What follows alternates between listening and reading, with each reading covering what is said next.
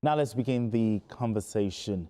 Resilience and absolute focus is being recorded in the fight against terrorism as troops of the Joint Task Force in the Northeast under Operation Hadinkai have recorded a major counter-insurgency success by destroying 3 Iswap terrorist detention facilities in the Timbuktu Triangle area of Gujba, local government area of Borno State.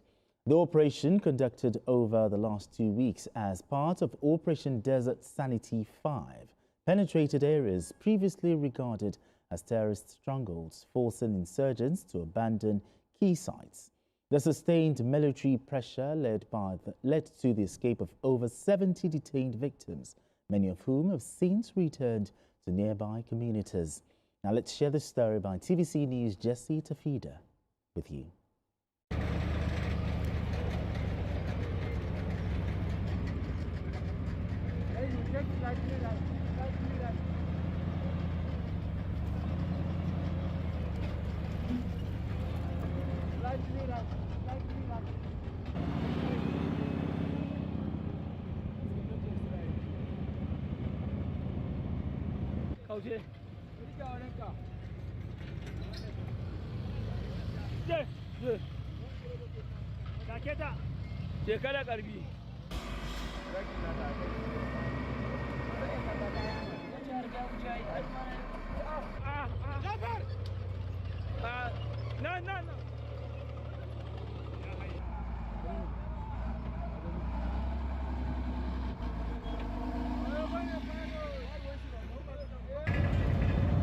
The Joint Task Force Northeast says the operation was carried out under Operation Desert Sanity 5 after sustained intelligence-led offensives forced terrorists to abandon key strongholds in the forested corridor spanning Borno and Yobe states. Military sources revealed the camps located in Gujba local government area had the capacity to hold up to 300 detainees, making them central to Iswap's detention and ransom operations. Since January 21st, troops uncovered and destroyed the facilities, leading to the escape of more than 70 captives. Some of the freed victims have since resurfaced in communities including Goniri, Burate, and Mandragirao. One escapee, Malam Jidda Bajidda, abducted in December 2025, says he fled during an intense gun battle between advancing troops and insurgents. During the engagement, at least 32 Iswap fighters, including 2 Qaid and 3 Munzirs, were killed, with several others injured. The military confirms the camps were completely demolished to prevent reuse, describing the mission as a strategic and psychological blow to the insurgents. Authorities maintain that while security across the theater remains calm but unpredictable, troops will continue sustained pressure to deny terrorists safe havens and restore lasting peace in the region. Jesse Tafida, TVC News, Maiduguri. All right, let's begin the conversation. I'm going to be starting this with BKO from our Abuja studios. BKO, let's look at this. How significant is penetrating the Timbuktu Triangle, given its history as Iswap's stronghold? Oh, I'm very happy. I have spoken about the Timbuktu Triangle for some time, for years, at least 8 years. Outside of the islands of Lake Chad, where the Iswap established its headquarters after the factionalization of Boko Haram in 2016. The Timbuktu Triangle is the place where Iswap used for years as its fortress, as a place where it keeps its weapons, as a place where it keeps people that are kidnapped, as a major place for you to plan operations, especially in the Damboa area.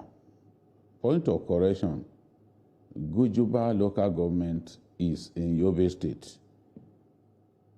The reporter just mentioned Gujuba local government. Okay. So he didn't say in Borno State because Gujuba is in Yobe State. And Gujuba local government was one of the local governments that Boko Haram annexed back in 2014 when they were running riot in our country.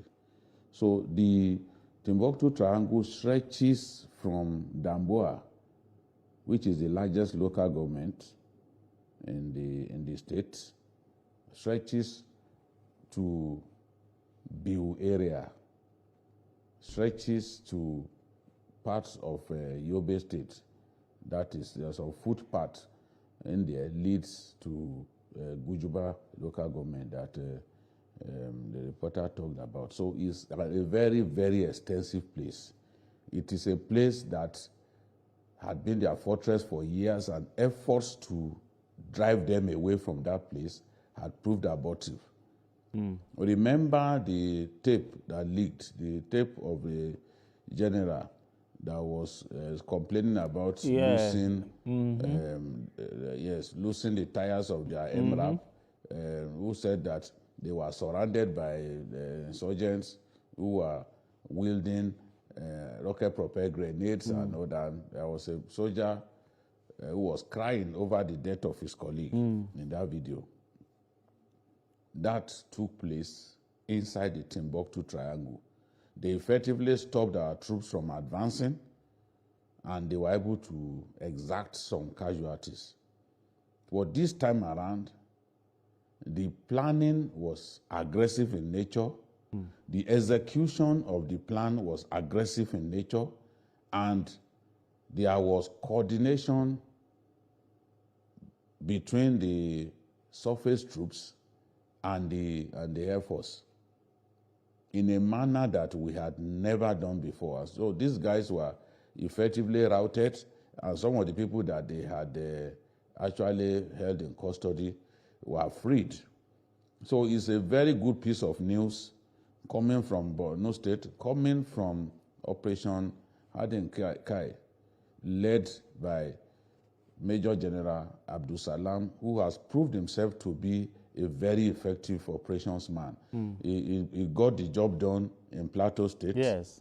And before he was moved to the Commander and Staff College, and eventually when his services were needed, when we needed somebody with a very good background in operations and strategy, he was then drafted to become the theater commander, Operation Harden Kai.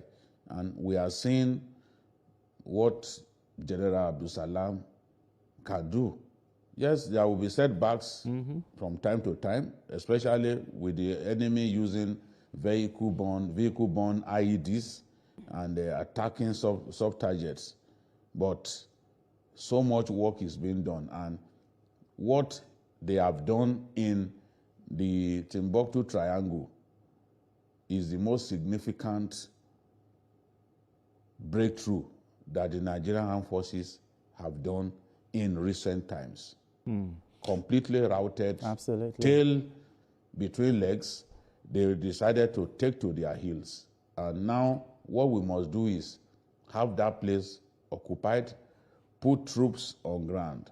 If we don't do that, they will come back, because that is a place that is strategic to them. You know, it is a place from where they launch attacks on Nigerian troops, especially in the Damboa area. So we have to do our best to make sure put boots on ground and stop them from regrouping in that very significant area. So kudos to our troops for the tremendous work that they have done. Kudos to the Chief of Army Staff. Kudos to General Abdul Salam for the good work that he's doing. Absolutely. I've always believed that this enemy can be defeated, and I'm confident that that defeat will come sooner than later. That defeat will come sooner than later. Now, BKO talked about sustaining military presence is very, very key right now. So can the Nigerian Armed Forces, hold this territory, after overrunning these camps? Well, that's my area of interest, because we have nothing but commendation for our troops But the truth is that this isn't the first time this Timbuktu Triangle will be invaded. In 2021, it happened in what they called Operation Dole, Okay. where they overrun the Dole camp and the rest. And at that time, they said the last jihadist stronghold in the so-called Timbuktu Triangle have been, taken care of. Yeah. But unfortunately, these guys regrouped and they went to the Chad area and all of that. And because they were able to regroup, that is why we are having the problem again. So regrouping for these people and sustaining the operations, Yes. preventing them from regrouping and sustaining these operations, they are the two key elements required in actually taking care of this Okay. triangle. I think it's a very wide place. From what I read, it appears it's a very big, large area and very difficult also to probably police or occupy. But I think that is where the real job lies, ensuring that these jihadists don't regroup, which they are capable of doing. Now, having talked about what should be the role of the local communities and the I also think local intelligence. Surveillance is very important. Okay. Yeah, very important. Let them continue to survey the area. Ensure, at least, let's use technology also to monitor them, whether they are regrouping or not regrouping. And for the local community, I think they should buy into this more now. So there should be trust. They should, yes, between the community and the security armed forces. Because they need to also report any awkward movements that can easily be caught in the bud, because they are not just going to come at once, I suppose, I guess. I think they are going, even if they have to regroup, they have to be doing it systematically. Okay. And I also think that if the community is involved and if they also cooperate with the security agencies and there are reports and there are surveillances, and I think some of these things can be monitored. It's quite expensive. Expensive in terms of money, expensive in terms of technology involved, expensive in terms of even the troops involved. But I just think that we have to sustain it. Absolutely. It needs to be sustained. I mean, BK, finally, before we go into this, the Timbuktu Triangle success should not be seen as an end point. What lessons from this offensive, can be used or be applied to the remaining insurgent enclaves, like parts of Sambisa and also the Lake Chad Basin?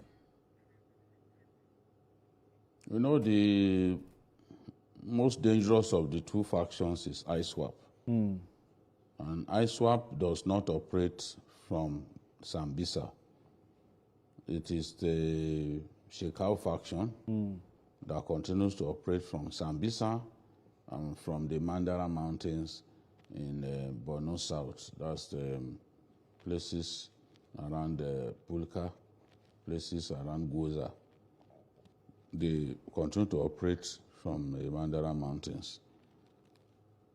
Iswap largely operated from Timbuktu Triangle and the islands of Lake Chad. Those where they relocated to after the breakup. Now, what it means is we have to, having incinerated them at their major upland base, at their major upland fortress, we have to take the battle to them in the islands of Lake Chad. That is where their key leaders, their key detainees, people like Leah Sharibu that they abducted and then converted to a midwife. That is where she and others are. So we need to focus now, having dismantled them at Timbuktu Triangle, we need to now focus on the islands of Lake Chad, where they have considerable presence, where I dare say their headquarters is. So the same intensity of the fighting, the same determination, the same teamwork that was used to dislodge them from Timbuktu Triangle is what we need to do. We have never gone this far in terms of dislodging them from Timbuktu Triangle. We have never gone this far. This is very significant. All right, gentlemen.